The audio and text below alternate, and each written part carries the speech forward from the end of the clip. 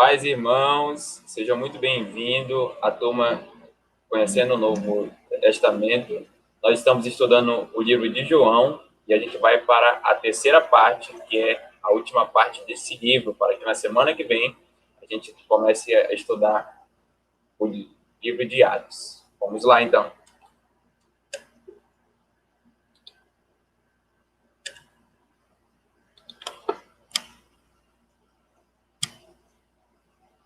A gente precisa compreender que, apesar de João ter 90% do seu conteúdo exclusivo, isso não significa que essas diferenças que ele tem, tanto para Marcos, Mateus e Lucas, são contradições, e muito menos exagerada. Então, nada em João contradiz os sinóticos e vice-versa.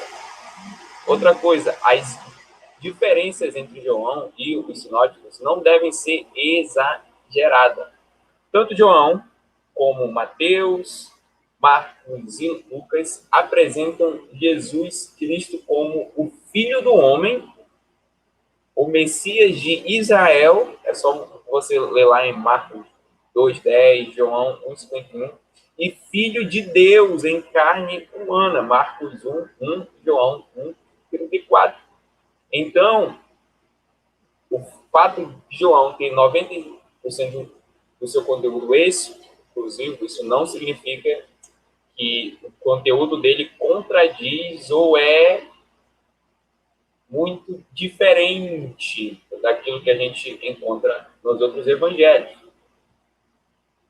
Todos os 4 evangelhos representam Jesus como o Salvador, que veio para salvar o seu povo dos seus pecados. Mateus 1:21, João 3:16, e que morreu de forma sacrificial na cruz e ressuscitou dos mortos. Na aula passada, a gente deu ênfase a essa questão da morte e da ressurreição de Jesus como a essência, como a base do evangelho, que não pode ser retirado, esse fundamento não pode ser retirado, essa verdade não pode ser relativizada.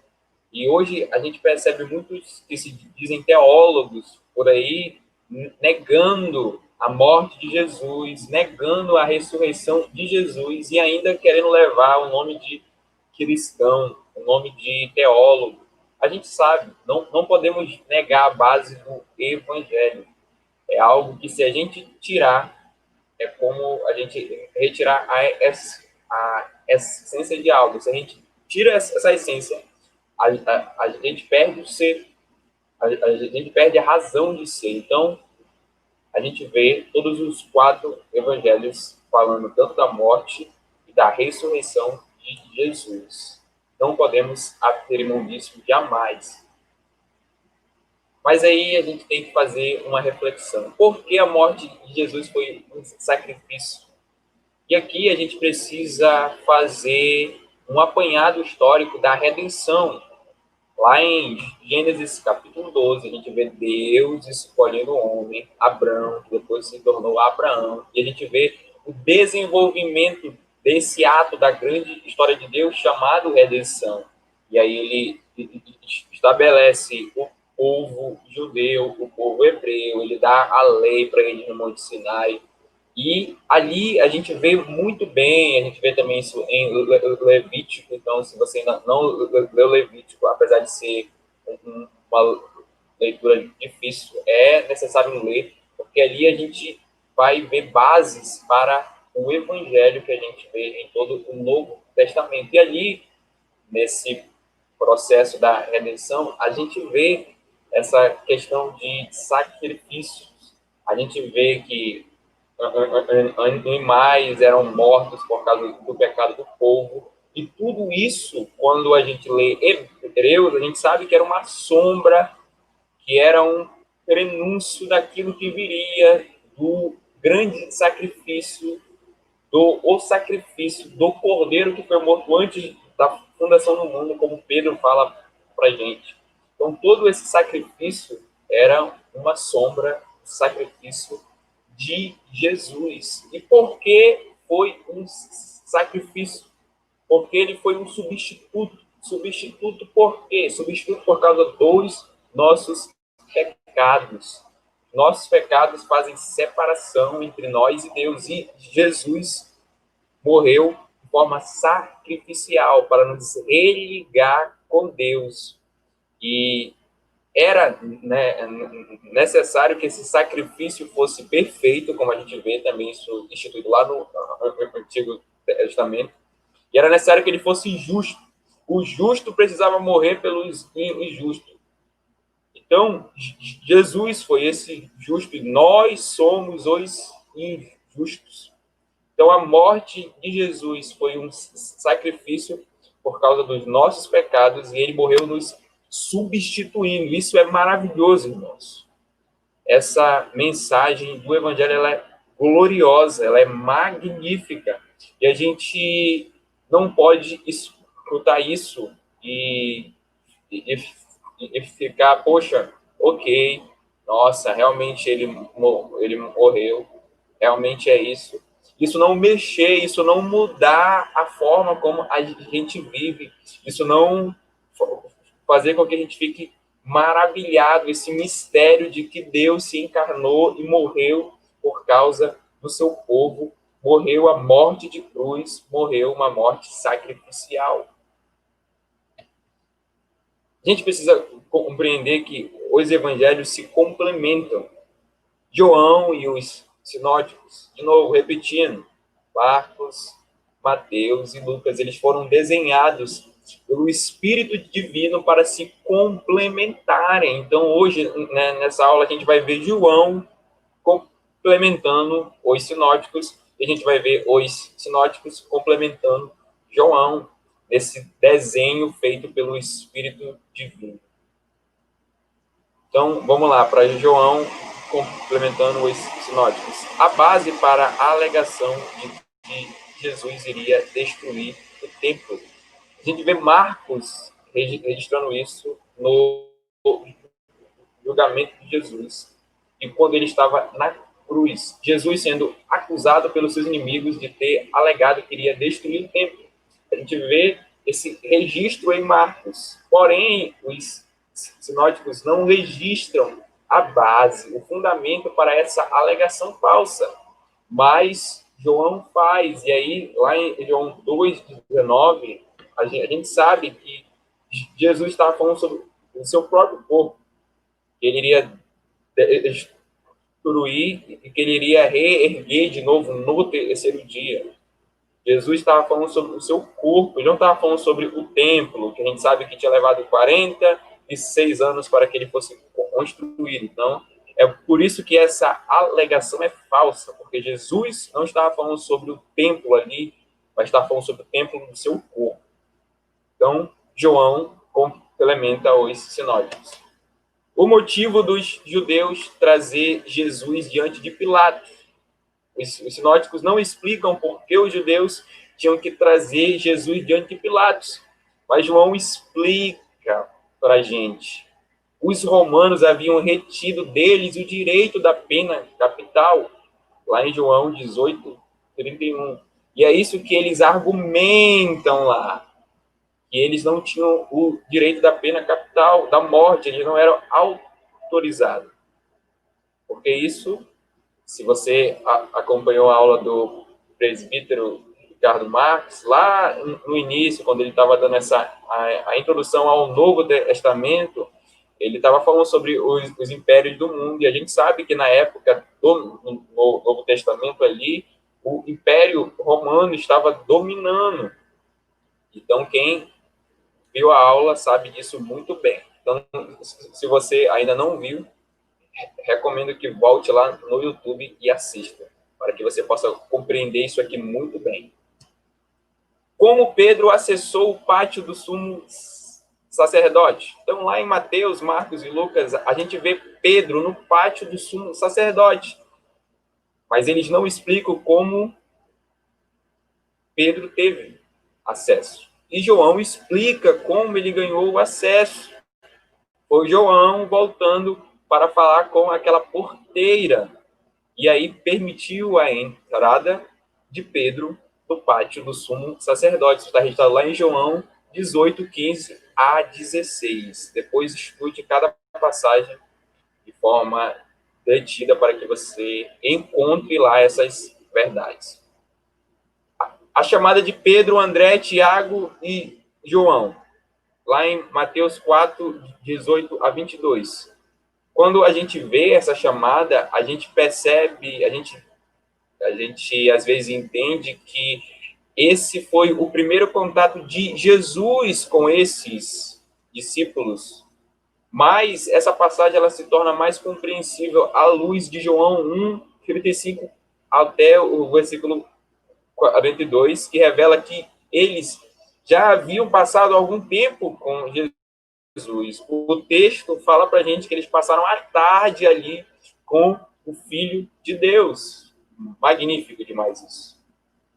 O motivo de Jesus despedir as multidões imediatamente após a alimentação dos 5.000. O registro dos sinóticos diz que imediatamente após a alimentação dos 5.000, Jesus despediu as multidões. Está lá em Mateus 14, 22 e Marcos 6, 45. Mas João revela por que ele fez isso. Então, a gente está vendo aí como João complementa os outros evangelhos.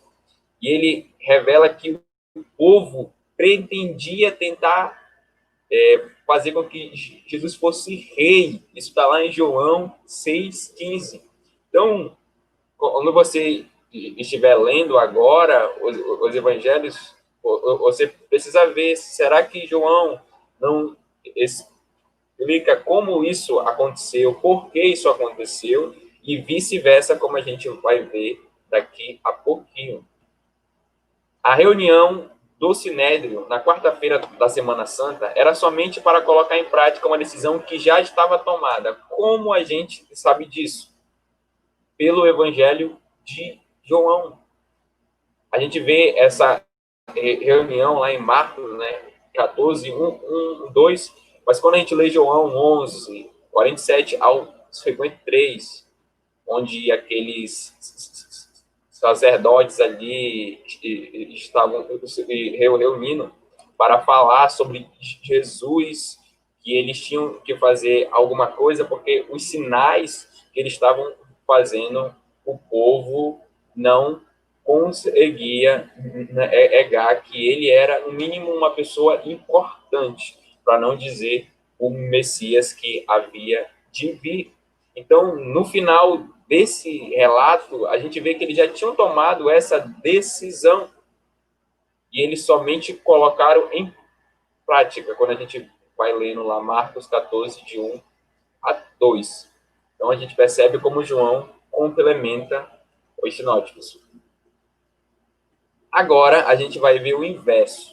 Como Mateus, Marcos e Lucas complementam João. Então, João, escrevendo décadas depois que os outros, assumiu que seus leitores já estavam familiarizados com os eventos registrados nos sinóticos. A gente viu lá na primeira aula que todo o Novo Testamento já estava escrito, exceto o livro de Apocalipse, quando João escreveu o seu evangelho, que a gente sabe que os teólogos falam ali aproximadamente no ano 90 depois de Cristo. Então, João, ele toma essa posição, que todo mundo já tinha lido os outros evangelhos, e eles já estavam familiarizados com alguns eventos que eles tinham registrado. As narrativas do nascimento de Mateus e Lucas revelam como a palavra é eternamente pré-existente, a gente viu lá em João, no princípio era o verbo, e o verbo estava com Deus, e o verbo era Deus. João fala isso para a gente. Como essa palavra eternamente pré-existente chegou a ter uma família humana. Isso está lá em Lucas 12, Lucas 2, 12, perdão, Mateus 2 a 11 a 12. A gente vê como Lucas e Mateus falam que essa palavra eternamente pré-existente, que João revela, chegou a ter uma família humana. Aí a gente tem que parar para refletir um pouco sobre isso. Qual era a importância de Jesus ser Deus e homem? Por que era necessário que o nosso substituto fosse Deus, mas também fosse homem. E aí, muitos teólogos argumentam, e aqui eu vou usar como base o Nathan Edwards, ele fala sobre essa necessidade de o nosso substituto ser Deus, falando o seguinte argumento. Nós, a humanidade, pecou contra um Deus infinito.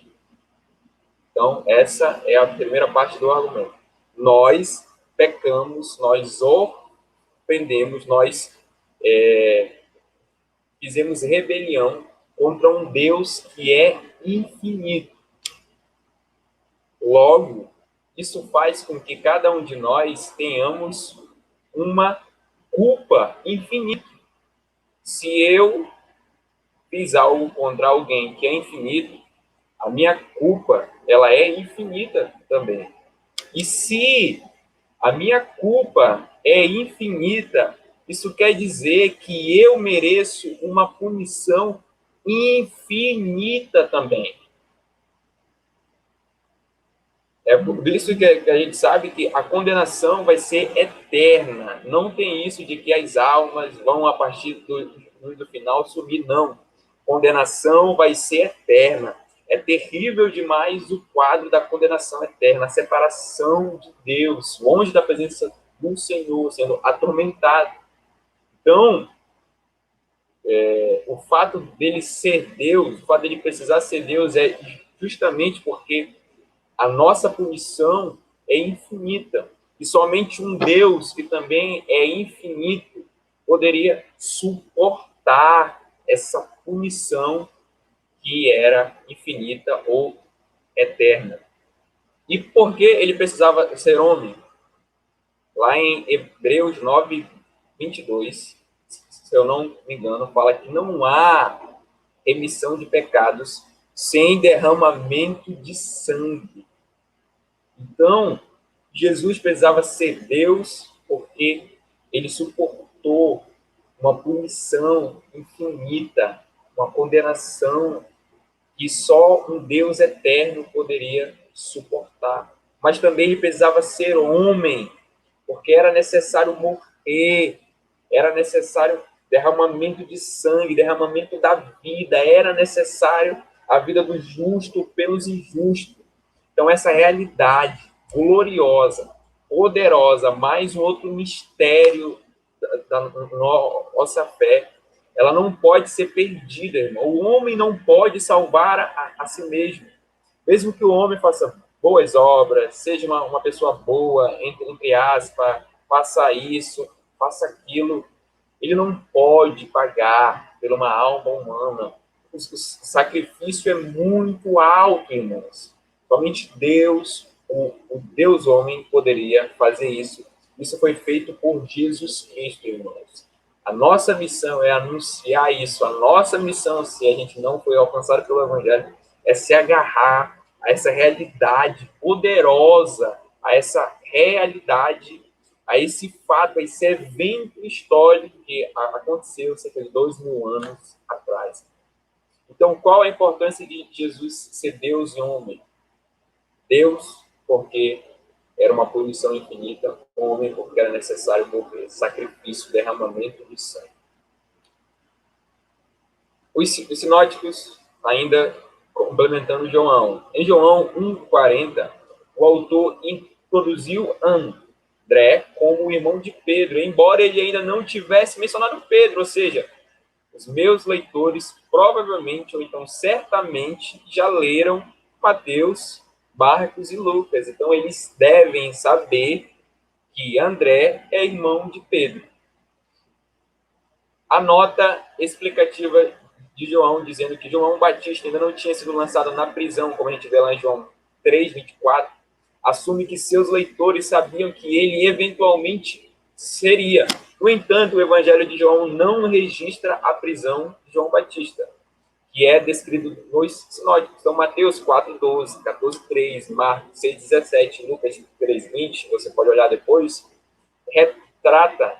registra a prisão de João Batista. João, porém, não faz isso. Porém, nessa nota explicativa, ele fala que João ainda não tinha sido lançado na prisão, ou seja, ele assumiu que seus leitores sabiam que ele eventualmente seria preso. João observou que Jesus mesmo testificou que um profeta não tem honra na sua própria pátria, João 4:44. Ainda que a declaração não possa ser encontrada em seu evangelho, ou seja, esse discurso, esse ensino de Jesus, a gente não encontra. A gente só vê João mencionando em seu evangelho, mas a gente não encontra essa declaração de Jesus. Porém, a gente sabe que isso está lá registrado em Mateus 3:57, Marcos 6:4 e Lucas 4:24. Você pode olhar depois de maneira detida. João 6:67 e 70:71 refere-se aos 12 apóstolos, mas como mencionado nas aulas anteriores, o Evangelho de João, ao contrário dos santos sinóticos, Mateus 10:2-4, Marcos 13:14-19 e Lucas 6:13-16, não tem uma lista dos 12 apóstolos. A gente viu, João não tem essa lista, mas ele se refere a esses 12 apóstolos, a esses discípulos de Jesus. Quais os nomes dos 12 apóstolos de Jesus? Realmente, poucas pessoas conseguem realmente lembrar os 12, porque geralmente a gente vê muita ênfase a alguns deles só. Então, só para a gente lembrar aqui, lá em Mateus 10, a partir do versículo 2 até o 4, a gente vê os 12 apóstolos. Estes são os nomes dos 12 apóstolos. Primeiro, Simão, chamado Pedro, e André, seu irmão, Tiago, filho de Zebedeu, e João, seu irmão, Filipe e Bartolomeu, Tomé e Mateus, o publicano, Tiago, filho de Alfeu, e Tadeu, Simão, o Zelote, e Judas Iscariotes, que o traíram. E aí, depois a gente vai ver ele em Atos, né, ele chamando um substituto para Judas. Depois a gente vê o próprio Filho de Deus chamando Paulo. Então, esses foram os únicos apóstolos no sentido pleno da palavra, que foram instituídos para uma missão específica, que era essa expansão ali inicial da Igreja do Senhor Jesus Cristo. Então, esses são os 12 apóstolos. Bem, os nórdicos ainda complementando João. Do jeito que elas são introduzidas, João evidentemente esperava que seus leitores soubessem quem Maria e Marta foram. A gente vê lá em João 11:1, lá naquele primeiro versículo que relata a ressurreição de Lázaro. Mesmo que ele não tivesse anteriormente se referido a elas, elas são, no entanto, mencionadas no Evangelho de Lucas 10:38-42. Nesse mesmo contexto, João notou que Maria era a mesma que ungiu os pés do Senhor. Isso está lá no versículo 2 do capítulo 11. Porém, ele não menciona essa história até o capítulo 12, onde ele vai falar dessa história. Aí ele só menciona que essa Maria é aquela mesma que ungiu os pés do Senhor. Mas ele assumiu que seus leitores estariam familiarizados com ela a partir das leituras dos sinóticos. Mateus e Marcos também registram essa história de Maria ungindo os pés do Senhor. O relato de João da hesitação de Filipe para trazer os gregos a Jesus, pois ele consultou primeiro André. Quando a gente lê João 12, 21-22, a gente vê que Filipe ele comete essa hesitação aí. E isso pode ter sido motivado pelos leitores estarem familiarizados com o comando de Jesus. Não vá no caminho dos gentios. Mateus 10:5 a gente encontra esse ensinamento, essa ordem de Jesus. A gente sabe que Jesus veio primeiro para o povo judeu, né? Mas os seus não o receberam. Mas a todos que o receberam, ele deu o direito de serem chamados filhos de Deus. Então, nós, gentios, fomos enxertados na videira, graça, misericórdia do Senhor, e como a gente falou na aula passada, não temos nenhum mérito para que ele fizesse isso. Mas, de acordo com o seu caráter, ele decidiu fazer tudo isso para a sua glória, para o seu louvor. Agora a gente vai falar um pouco sobre outras características do Evangelho de João. Na primeira aula, a gente deu ênfase a algumas características da questão de linguagem, de como a carta foi escrita, como esse livro foi escrito. Hoje a gente vai falar um pouco sobre as características mais com relação ao conteúdo mesmo, em si, não a forma do texto. Em primeiro lugar, ele é o evangelho das celebrações. Se tirássemos os milagres, ensinamento e outras obras realizadas em conexão com as festas, ficaríamos apenas com alguns fragmentos restantes do livro. Então a gente vê muito essa conexão desse evangelho com algumas festas que eram realizadas ali naquele primeiro século e que algumas ainda são realizadas até hoje. Então, a gente vê lá em João 2, 13 e 23 a festa da Páscoa. A primeira Páscoa lá no ano 27 depois de Cristo. O que celebra essa festa, irmãos? De maneira básica mesmo. Ela celebra a libertação dos hebreus da escravidão no Egito, em 14 de Nissan do ano de 1446 a.C., segundo alguns historiadores. Então, essa libertação poderosa de Deus do Egito, como a gente vê ali em Êxodo, irmãos, é sensacional. É realmente algo que, se a gente pudesse ler e reler aquilo, ver como Deus ali interviu ali de maneira direta naquela situação, mostrando a sua soberania como rei soberano do universo sobre aquele que naquela época era o rei soberano da terra, né? Era o faraó. E aqui a gente percebe Deus mostrando que ele é que é sim soberano. Uma outra festa que a gente vê, que está lá em João 5:1, que segundo uns teólogos, provavelmente era a festa de Purim, ela comemora, ela celebra a salvação dos judeus persas do plano de Amã para exterminá-los no antigo império Aquemenda, tal como está escrito no livro de Esther. Então, se você não teve a oportunidade de ler ainda o livro de Esther, você pode contemplar ali a soberania, a sabedoria, o Espírito de Deus guiando ali Esther para que ela fosse ali instrumento nas mãos de Deus para a salvação dos judeus persas. Então, se você puder ler o livro de Esther e contemplar o agir poderoso de Deus, soberano de Deus, vai ser certamente uma bênção para a sua vida. Aí a gente vê de novo nesse livro lá em João 6:4, mencionados a outra Páscoa, né, já no ano 28 DC. E a gente também vê lá em João 7:2 a festa das cabanas, das tendas ou dos tabernáculos. Aí ela pode pegar todos esses nomes. O que celebra essa festa? A festa é caracterizada principalmente pela obrigação do povo judeu de habitar em cabanas. A festa lembra as tendas ou as nuvens celestiais que serviram como habitação para os judeus durante os 40 anos que passaram no deserto dos Sinais após o êxodo do Egito. Então, a gente vê isso no desenrolar ali inicial da história da redenção que Deus está fazendo com seu povo.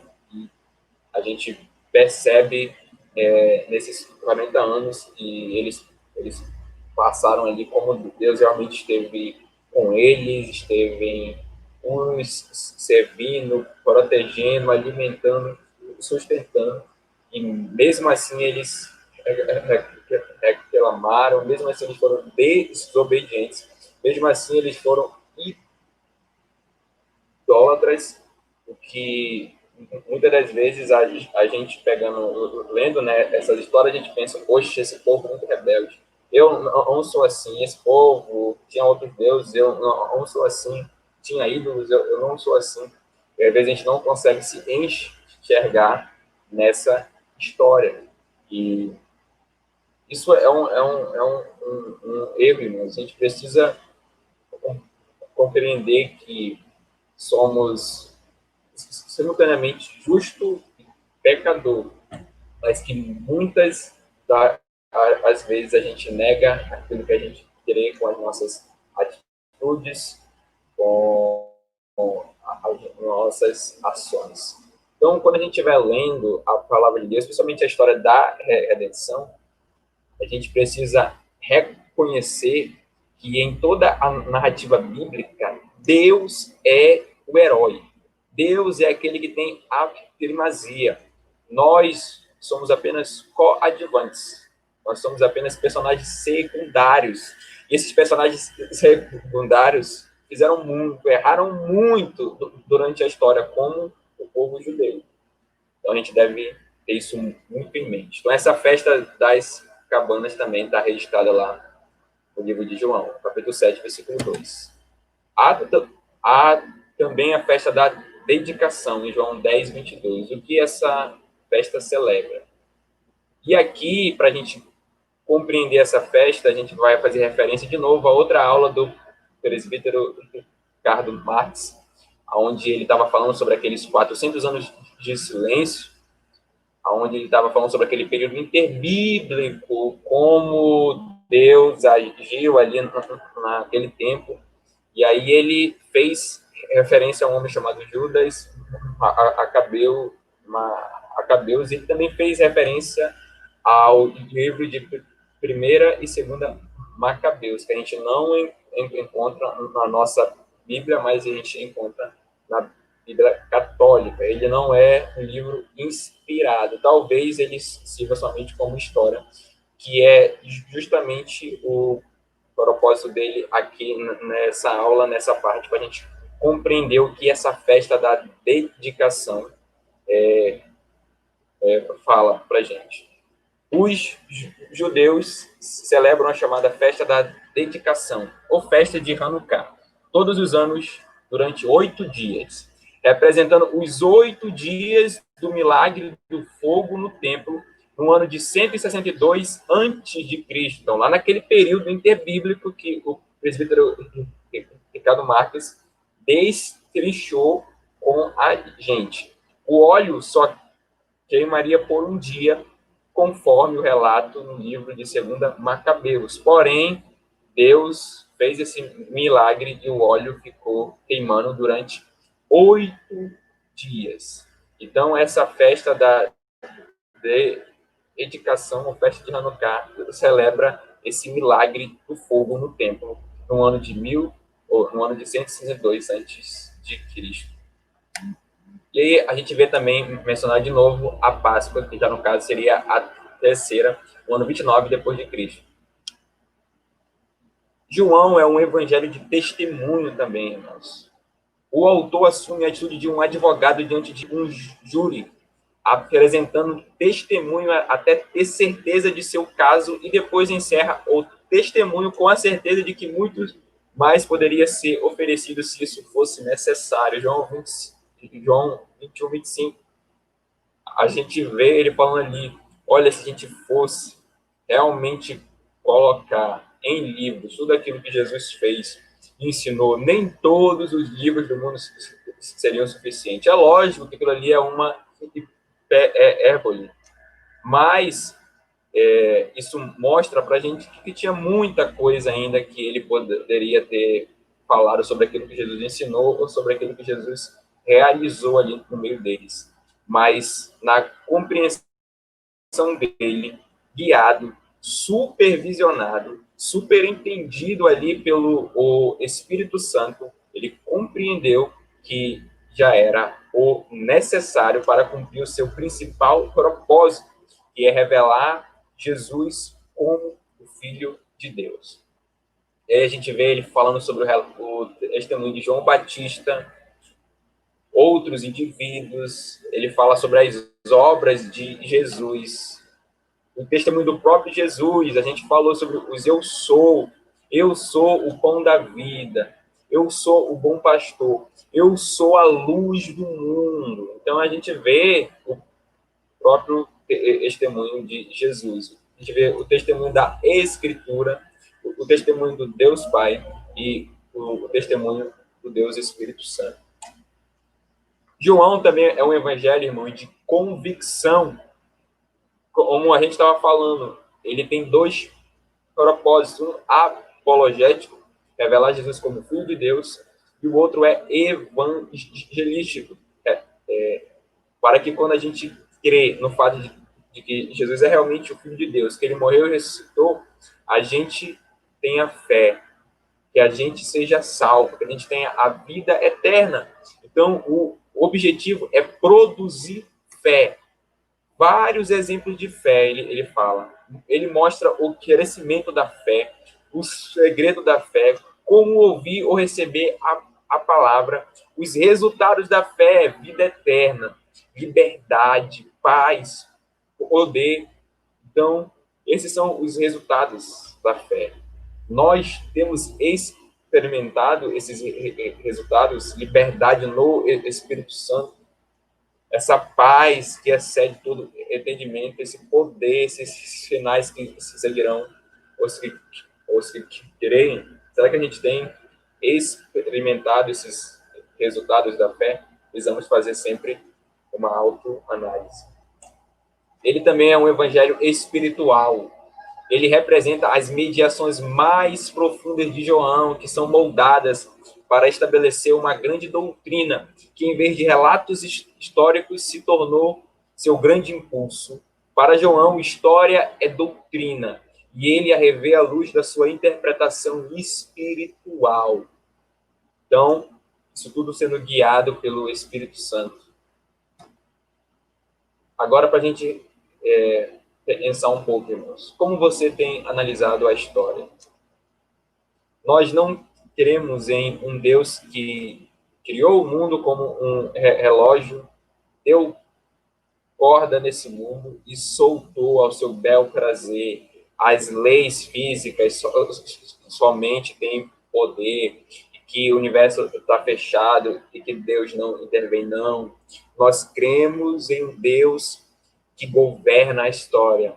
Nós cremos em um Deus que está envolvido em cada ato da história, seja nos momentos ruins, seja nos momentos bons, seja para levantar reis, seja para abater reis. O Senhor está envolvido em cada ato dessa grande história. Nada foge ao controle de Deus. Irmão, nós não podemos esquecer disso.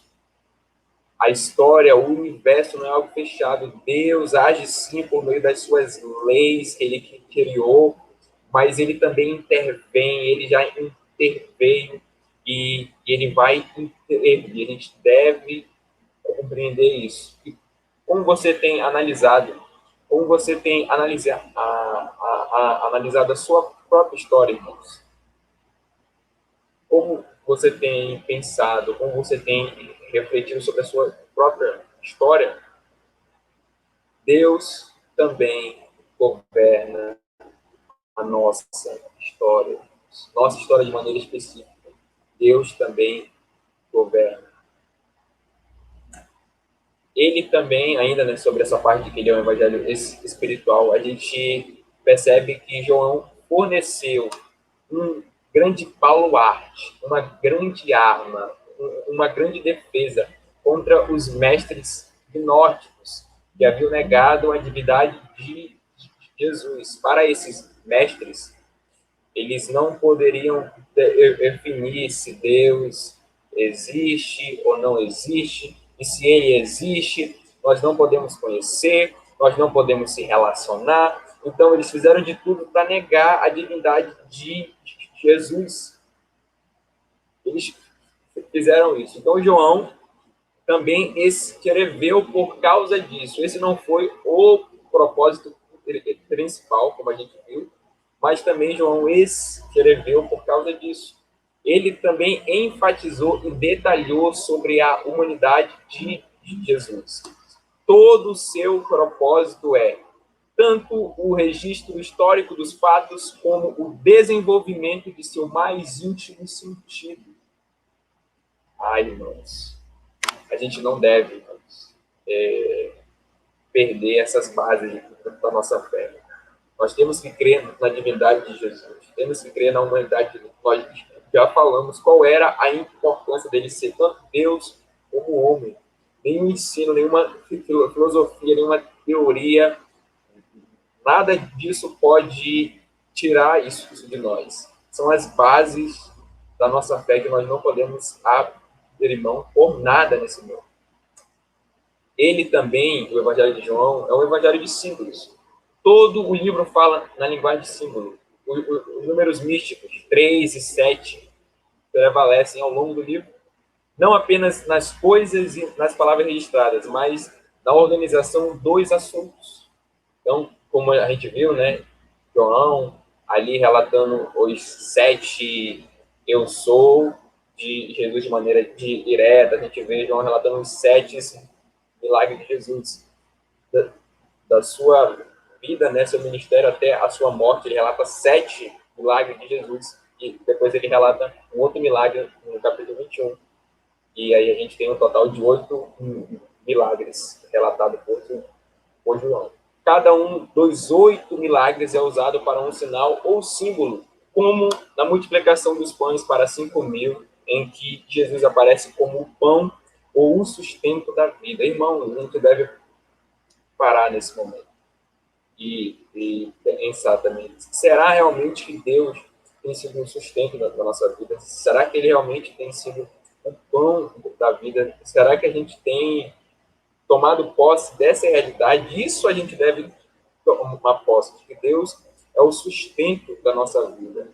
Ó, irmãos, enquanto ele não for o sustento da nossa vida, ele nunca será tudo, irmãos, para nós. Ele precisa ser realmente, de maneira genuína, verdadeira, o pão da vida para a nossa existência, para cada um de nós de maneira individual. Não é apenas algo para informar, é algo que precisa ser realidade na nossa experiência diária.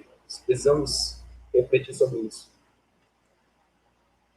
As grandes alegorias do bom pastor que dá vida pelas suas ovelhas, a ovelha e a videira, os nomes usados para designar Jesus como palavra, luz, caminho, verdade, vida, todas mostram como todo o evangelho contém um espírito de representação simbólica. Então, quando você estiver lendo, estudando o livro de João, preste atenção nesses símbolos.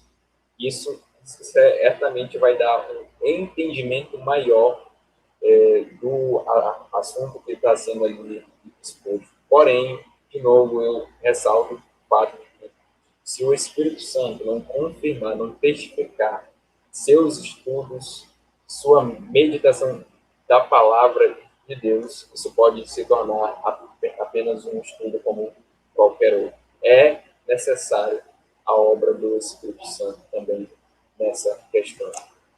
E é o evangelho da encarnação. Então aqui João, como a gente viu, fornece a arma contra os mestres gnósticos. João exalta a pessoa de Jesus e em todos os lugares nos faz ver a palavra que se tornou ser humano, com carne e osso. Deus não está distante de nós. Ele se tornou carne. A palavra veio como um homem encarnado. Isso é maravilhoso demais.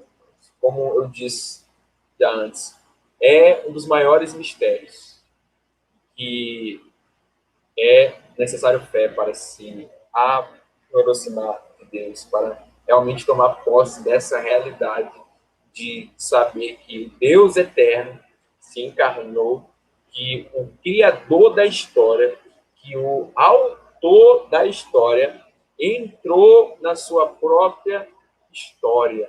É maravilhoso demais, mano.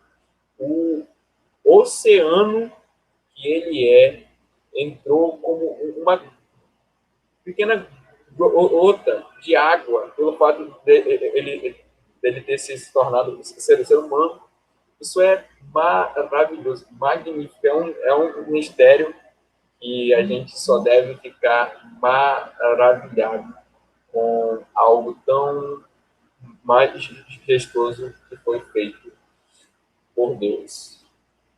É forte demais. O pintor se tornou pintura. Magnífico, magnífico demais, magnífico. Jesus, este homem encarnado, é Deus e, como tal, preenche o livro inteiro. Mas ele, no entanto, tem sede e fome e conhece a experiência humana. Ai, irmãos, o nosso sumo sacerdote está lá agora, diante de Deus, rogando por nós. Irmão. Ele conhece a nossa experiência. Ele conhece as lutas, ele conhece as dificuldades, ele conhece as tentações. Irmãos, a gente deve recorrer ao Senhor nesses momentos também de tentação, de luta, de provação. Não só nesse momento, como muitos fazem, mas em todos os momentos. Mas nesses momentos específicos, a gente deve se lembrar que temos um sumo sacerdote que roga por nós e que conhece as aflições, conhece as tentações, conhece a nossa realidade, irmão. Então Deus desceu até o ser humano para capacitá-lo a subir até Deus. Que verdade gloriosa, poderosa. Irmãos, nós não podemos deixar de lado a mensagem do Evangelho. A gente precisa trazer à mente todos os dias essa mensagem poderosa do Evangelho. Nós não podemos abrir mão disso jamais. Eu repito isso aqui, porque é a base, é o sustento, é aquilo, é o fundamento da nossa fé. Ó Senhor, concede a cada um de nós, Pai, a experiência, não só o conhecimento, mas a experiência de compreender a realidade do Evangelho, Pai, e entender quão poderosa é essa mensagem. E aqui a gente tem um esboço do livro para que você possa fazer estudo depois. Do capítulo 1, do versículo 1 ao versículo 18, a gente tem a introdução. Do capítulo 1, versículo 19, até o capítulo 12, versículo 50, a gente tem o testemunho do grande ministério público de Jesus. Ele é revelado, ele é reconhecido, ele é hostilizado, ele é honrado. A gente tem também o testemunho de seu ministério particular com seus discípulos, capítulos 13 ao 17. Ali a gente vê Jesus no cenáculo, ensinando para eles mensagens profundas, falando para o coração deles não ficar perturbado, porque ele voltaria, ele prepararia um lugar e ele nos levaria para onde ele está. E aí depois ele fala sobre a videira e ele termina orando pelos seus discípulos lá no capítulo 17, que é poderoso demais essa oração, chamado à unidade.